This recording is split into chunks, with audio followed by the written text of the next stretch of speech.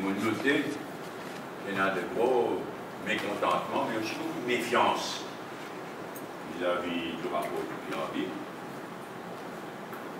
Et il n'est pas étonnant, parce qu'il y en a des doutes qui, avec comme toile de fond, avec comme background, un scandale, un abus du gouvernement, mais il crée un mood de mécontentement d'avance, si on ne peut pas dire.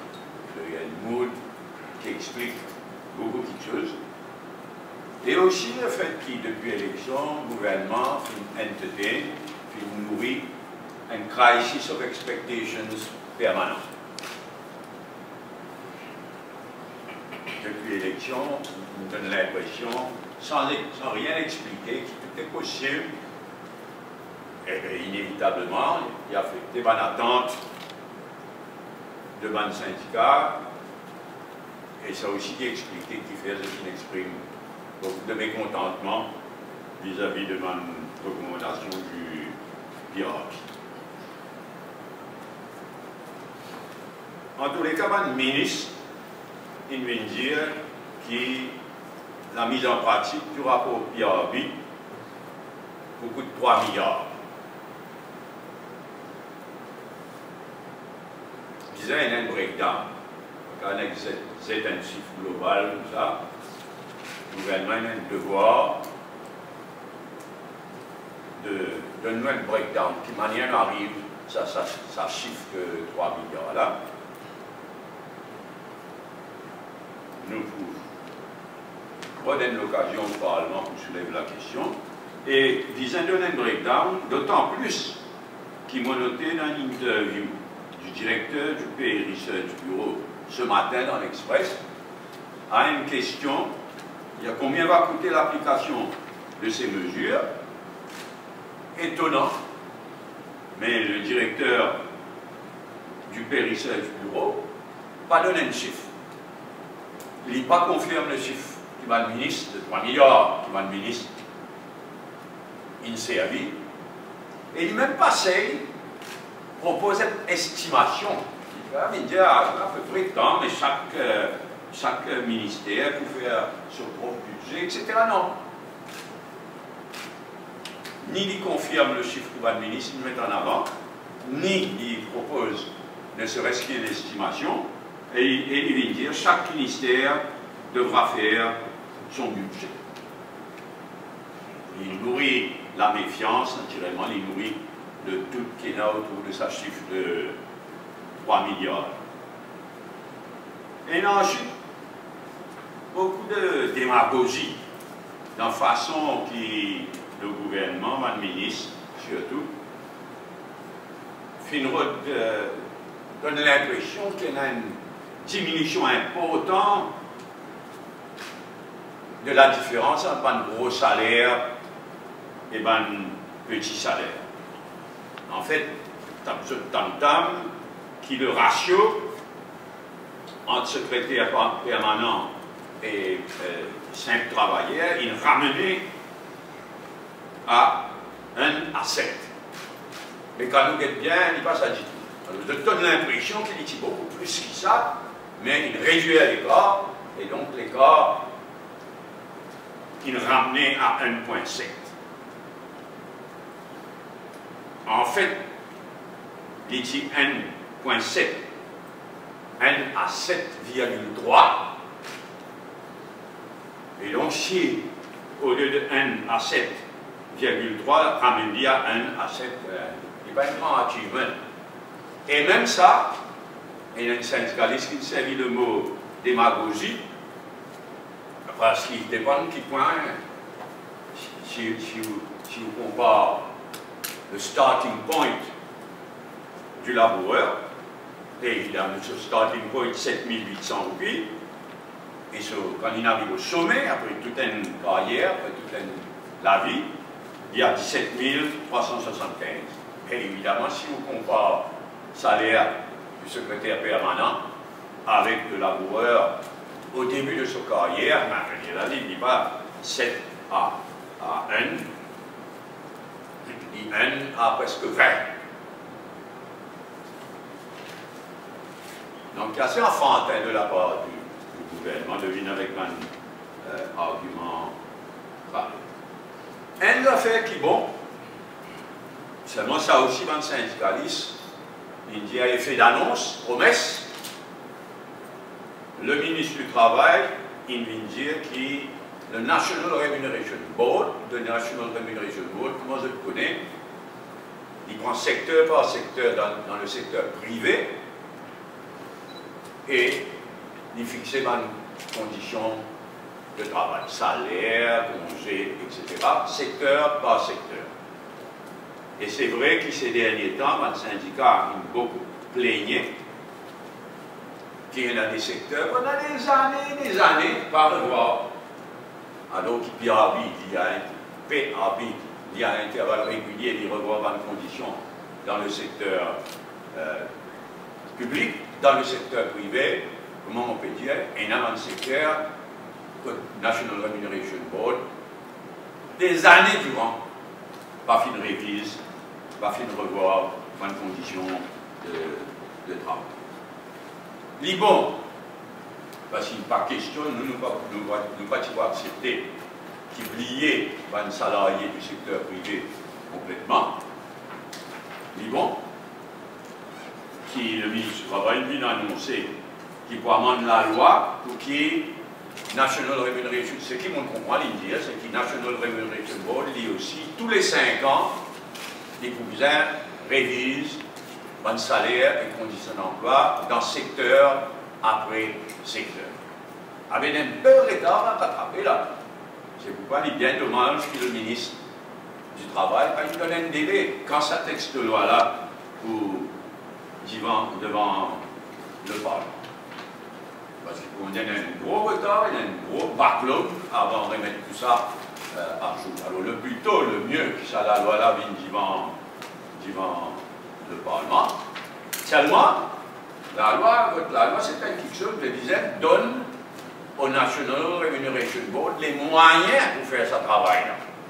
Pour le moment, le National Remuneration Board n'a pas les moyens pour faire ce travail. Il n'est pas équipé, il n'est pas capable de faire ce travail. Alors, prépare la loi, faire votre la loi, dit très bien, mais Bizet donne au National Remuneration Board, si vous donnez sa responsabilité sous la loi là, Bizet donne-lui des moyens pour appliquer la loi. Et le plus tôt sera le mieux. Nous sommes très attentifs à ce qui va du syndicat, parce qu'il y a d'énormes rapports dans le syndicat. Nous passons le week-end, des gros cycles, analyse. Le syndicat a besoin de dire, d'après ce qu'on lire, et je vous précise la position la semaine prochaine. Nous poursuivons de près l'évolution de la situation et nous allons réagir au Parlement et ailleurs.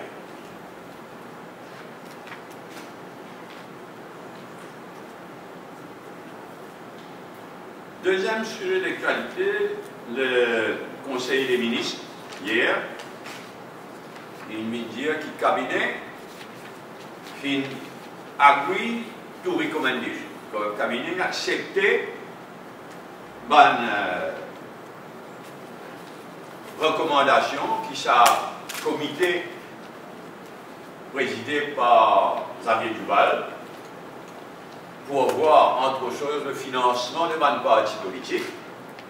Alors hier, le Conseil des ministres a annoncé que ce comité-là, il soumet cette recommandation au cabinet et que le cabinet finit approuvé. Seulement, pas dire nous qui n'a. Qui va la recommandation là été? Évidemment, tout le pays en droit, parce que le cœur de la démocratie, même là, le pays, par électrice, n'a pas parfaitement le droit de connaître les détails de la recommandation qui ce comité-là il soumet, présidé par Xavier Duval, et qui supposément, Conseil des ministres inapprouvé. Donc, en tant que leader de l'opposition, il devait même nous demander, en public, les détails de la recommandation qui le comité présidé par Duval fait et qui finit approuvé par le Conseil des ministres. Dans l'intervalle, à state law. Dans l'intervalle, demande state law, mais state law, comme on tout connaît, il travaille la base de drafting directives. Vous y allez, il faut y aller exactement, voilà ce qui nous souhaitait qui dans la loi là, je fais le drafting nécessaire, mais policy, c'est pas state law. Policy, c'est qui va une recommandation qui Xavier Duval nous faire et qui le Conseil des ministres fin adopté. Alors, siècle li. Et siècle de bill aussi, aussitôt que le bill paraît, siècle li. Et d'ailleurs, là, comme on peut dire ça, je me rappelle que dans la Constitution, à la section 41 de la Constitution, la loi suprême du pays prévoit qui, c'est pour tous, n'importe qui la loi qui n'a trait à l'élection à Maurice, visait passe d'abord par l'Electoral Supervisory Commission. Obligé.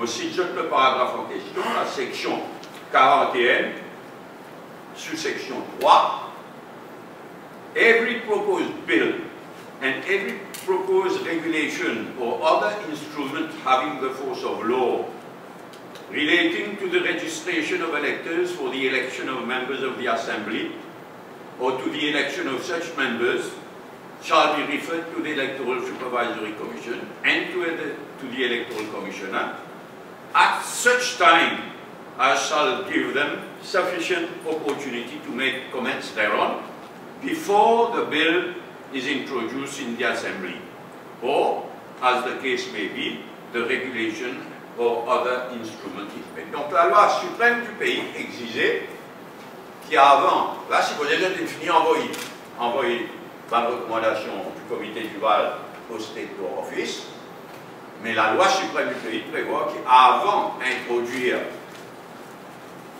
n'importe qui la loi qui affectait une élection à Maurice, obligé passe par la commission électorale et le commissaire électoral et obligé de nous donner tout le temps nécessaire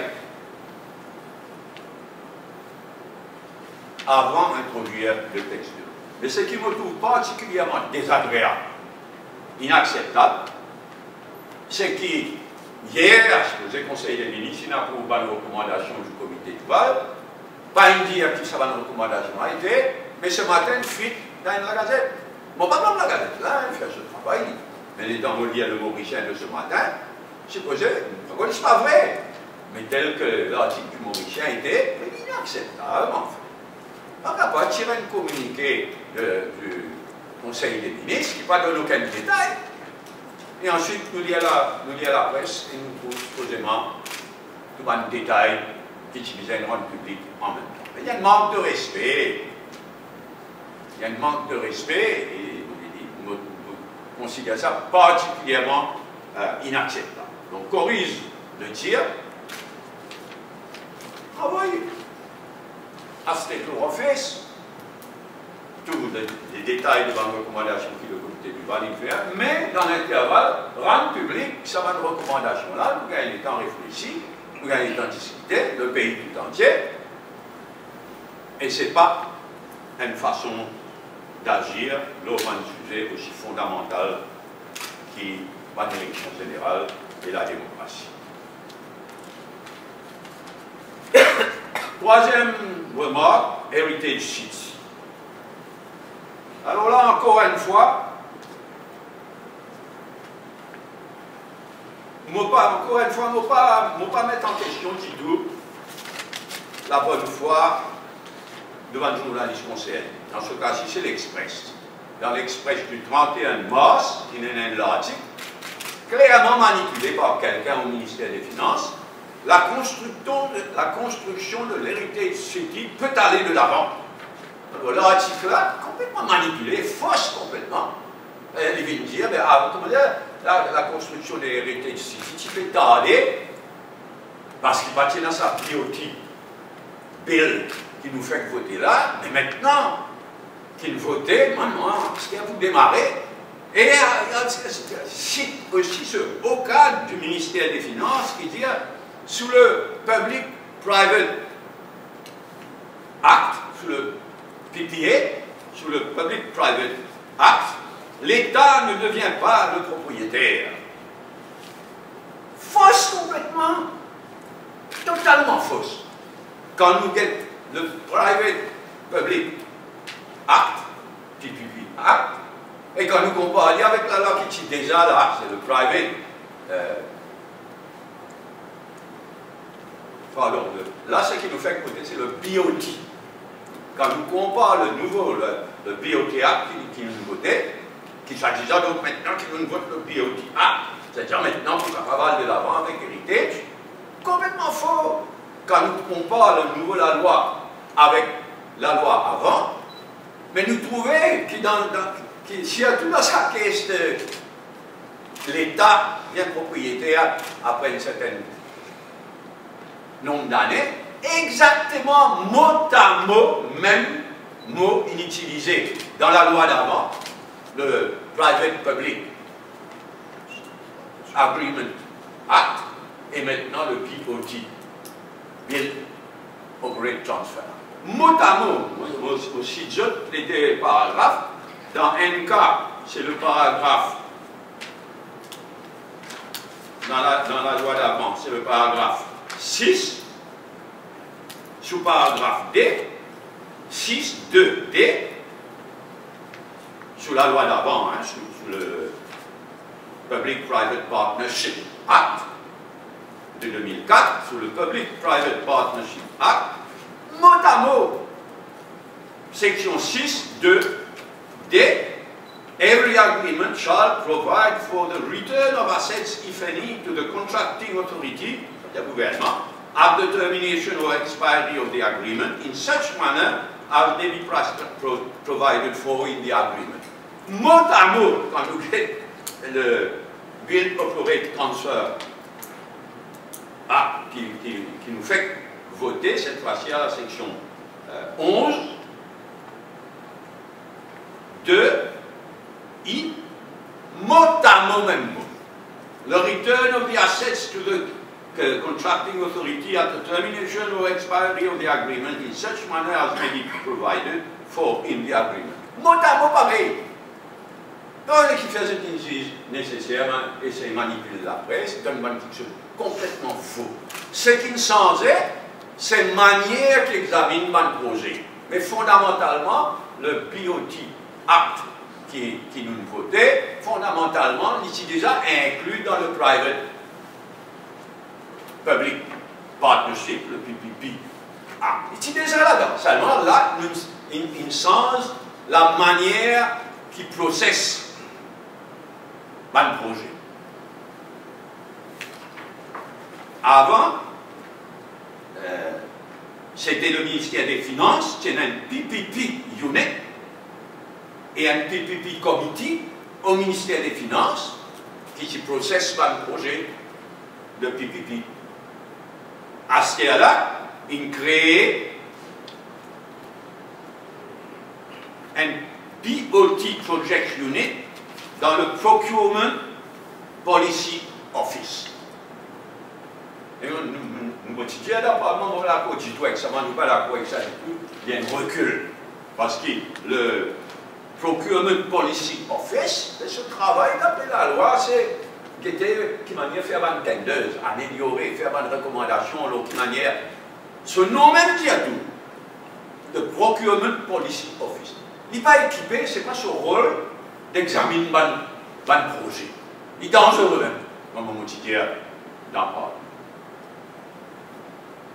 Donc on aurait dit, on ne va pas mettre en toute la bonne foi du journaliste concerné, mais il est honteux.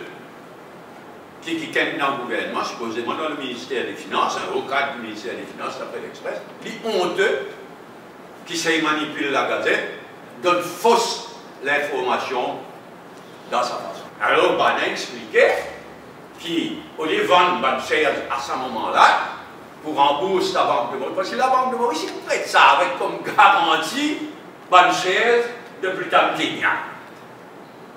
Moi, je connais, moi. Et la Banque de Maurice, avec la région, peut tracasser beaucoup. Hein? Parce que, donc, c'est que va dire, le séminaire il décide pour spéculer. Alors, il prend une loan de 3,5 milliards avec la Banque de Maurice pour, en attendant qu'il plie 10 ans, quand la valeur des shares de Britam Kenya pour monter, là, le spéculateur en or pour décider. Je connais qui dans l'intérêt valeur dans les shares de Britam Kenya, il tombait par 50%. Et c'est là pour payer ça, l'or, le Tunaraïdou, pré-State Bank of Mauritius. Il est absolument choquant.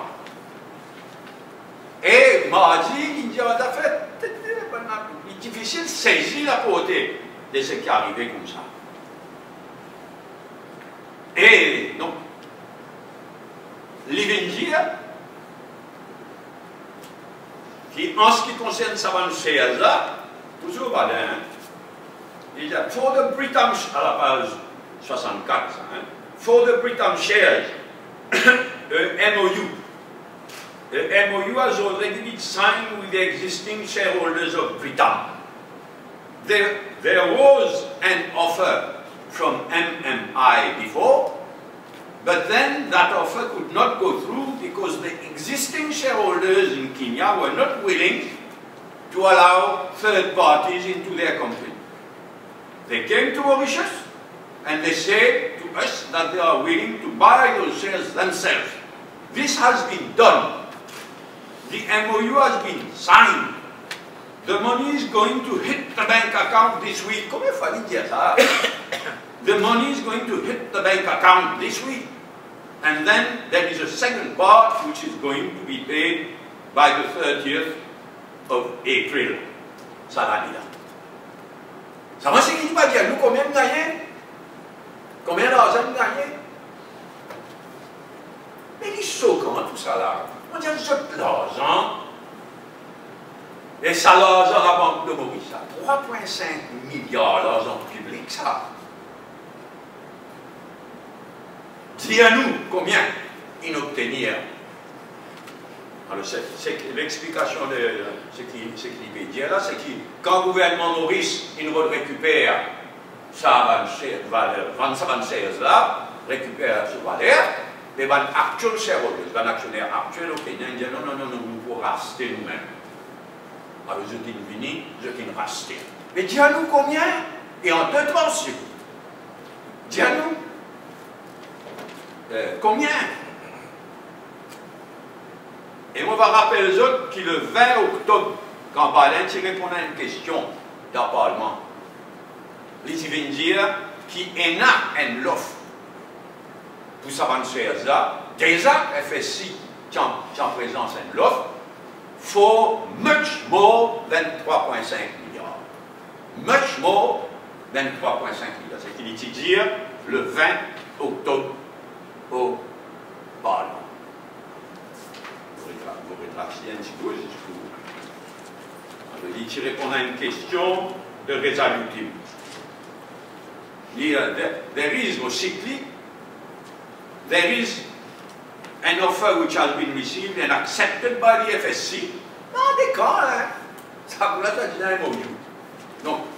Donc, à sa date qui m'a fait citer là,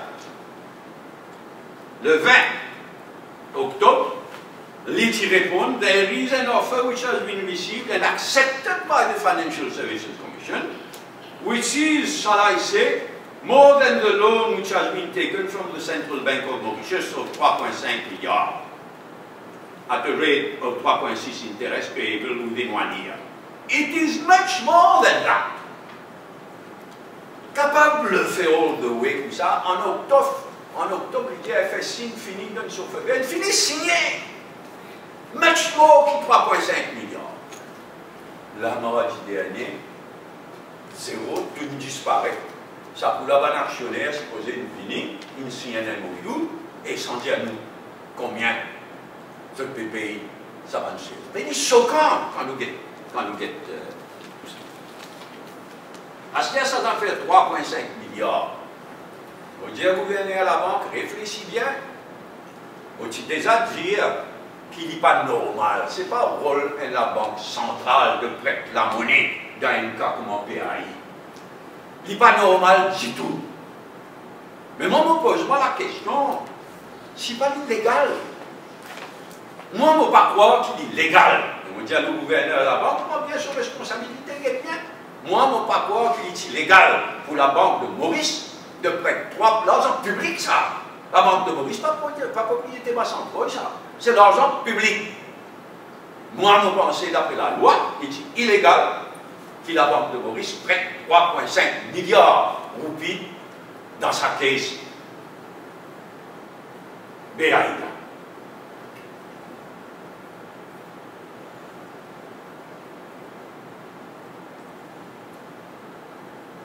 Maintenant, ça, tu pourras rembourser vite. Ça disant, le funérail final demande 3,5 milliards, la banque de Maurice dit oui, et pour rembourser vite. Ça coule la mardi dernier. Toujours dans le Parlement mardi dernier, on a la même question. Hein. Qui va dire, les bien le gouvernement, c'est à qui dire ce qu'il a envie. Il vient dire, je cite dans ce anglais un peu spécial là, because of that, he dealt, he's the former Minister of Finance, because of that, he dealt with the central bank and got the loan of 3,5 milliards. Now we will have to repay that loan. And we will repay that loan through the recovery procedures. But our priority is to alleviate the sufferings of the victims of BI fraud, the super cash backbone policy holders. We will pay them first, and then, of course, we will, through the recovery process, address the issue of 3,5 milliards from the central bank. J'espérais qu'ils auraient gouverné la banque de Maurice, fonctionne bien. Là, contrairement à l'engagement, moi, je dis quand tu penses à 3,5 milliards, là, c'est illégal. Allez, disons, le ministre des Finances, il fait pression au gouverneur à la banque, il nous prêtait, c'est normalement prioritaire, comme on va nous primaire. Acheter à la badin, qui gouvernement. Les médias, il faut finir en bas tout. Quand il finit en bouche tout, le recovery process veut dire qu'en quoi, ça dit pas avoir une action National Insurance Company, Mobank, ça dit que tout ça là, vous demandez dans l'avenir, ça. Alors, là qui la banque de Maurice, vous gagnez ce 3,5 milliards. Comment on peut dire, vous espérez la banque, le gouverneur réalisé, qui est dans la loi dans ce pays-là. Bah, n'est pas propriétaire de la loi, ni le Bank of Mauritius Act, ni le Banking Act. La loi prévoit tout ça.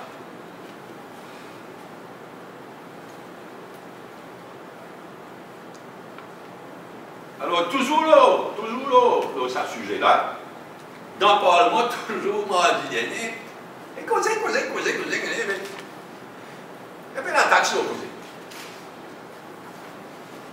Toujours, l'autre sujet-là, à la page 65, dans ce qu'il dit.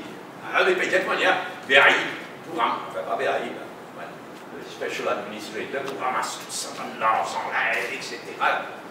Alors, il vient dire, si nous regardons bien,